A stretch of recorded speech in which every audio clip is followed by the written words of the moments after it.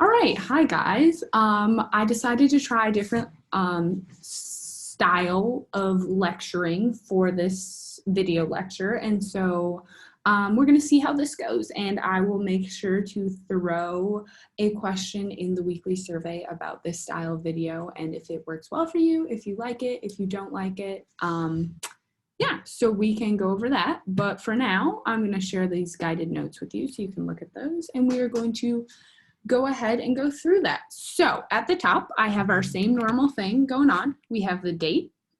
So 1 and A should have this done before 9/9, and 2 should have it before 9/10. Our topic is 3.3, which is graphing linear functions, and our objectives are to graph linear functions by finding intercepts, and graph vertical and horizontal lines. And then I guess I should also put due, and we know that problem set 3.2 is due, and our homework is going to be problem set 3.3. Or excuse me, yeah, I think that's right.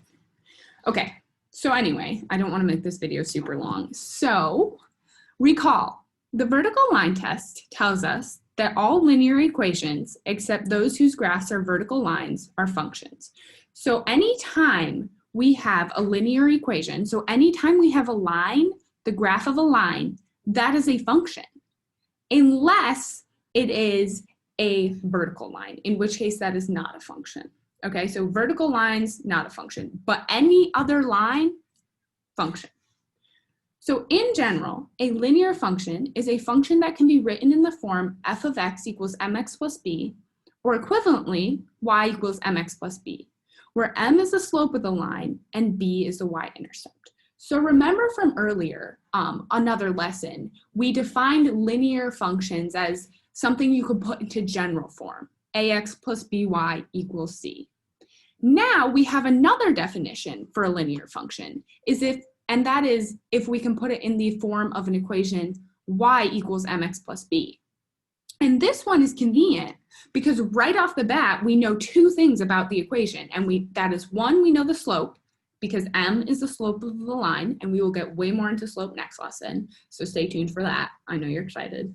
And b is the y-intercept. So knowing that y-intercept right off the bat and that the coordinate is going to be 0b, whatever that b value is, super useful, super handy. So for example, if we were asked to find the y-intercept of each equation, so our first equation is f of x equals 1/2 x plus 3/7.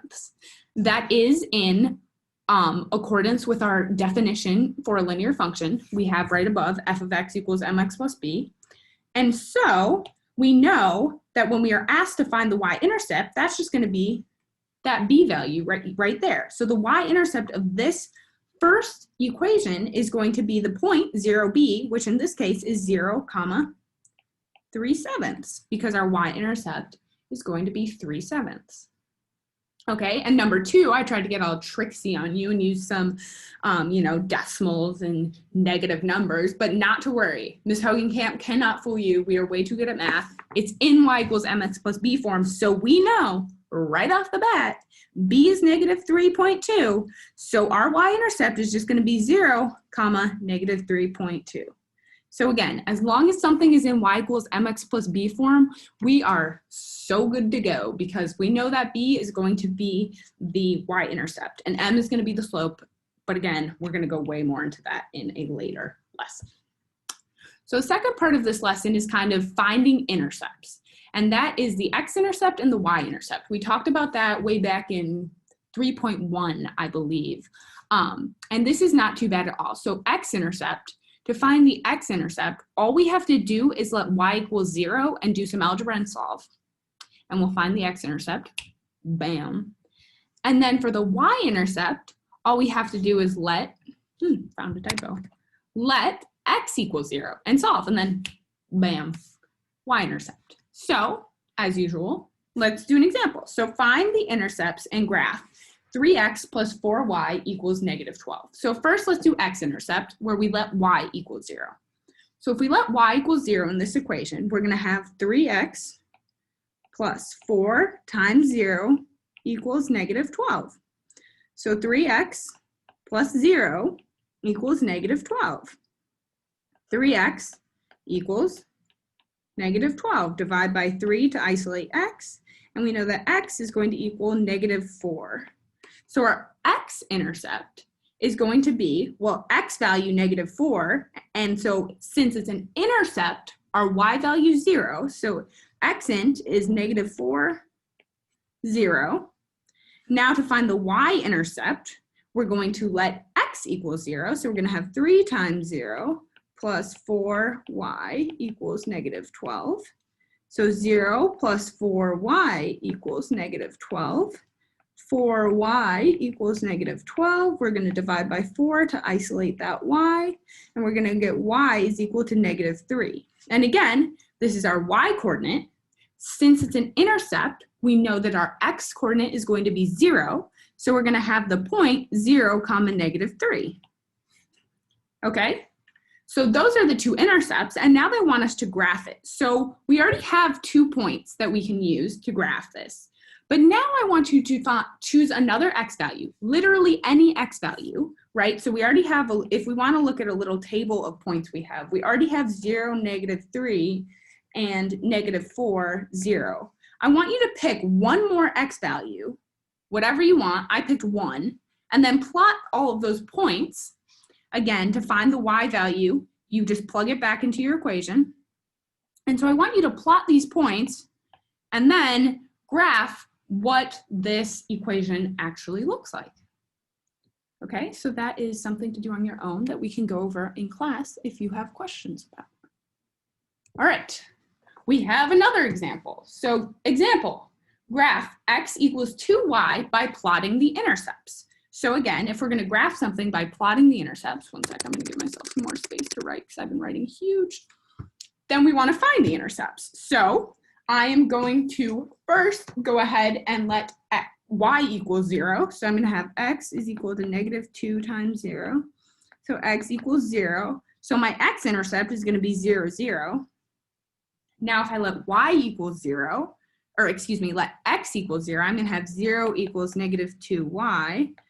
By negative 2, 0 divided by anything is 0, so 0 equals y. So my y-intercept is also 0, 0. So this is kind of a nice example problem because it tells you that, okay, finding intercepts, great, except for sometimes it's not. Because now all I know about this graph and what it looks like is that it goes through the origin.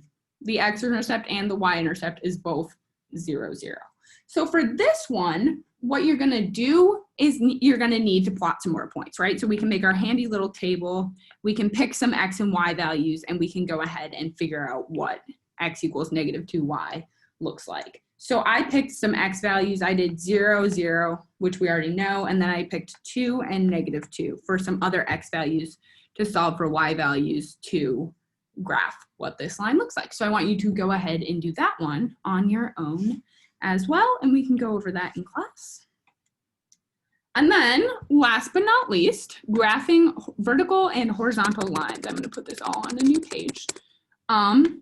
Okay, so the graph of x equals c, where c is a real number, is a vertical line with x-intercept c0. So I'm going to draw that on a set of axes right here.